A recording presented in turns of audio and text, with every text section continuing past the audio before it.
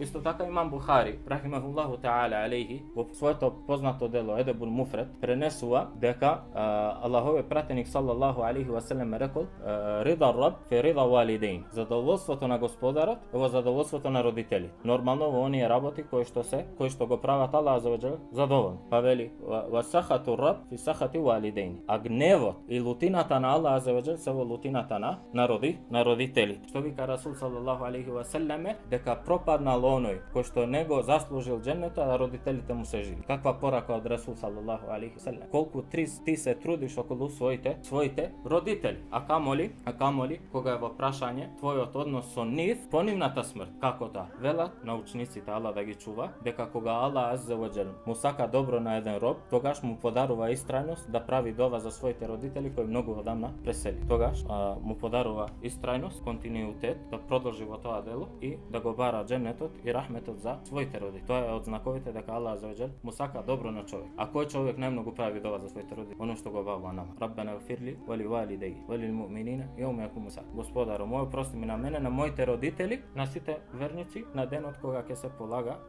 рачун за дела.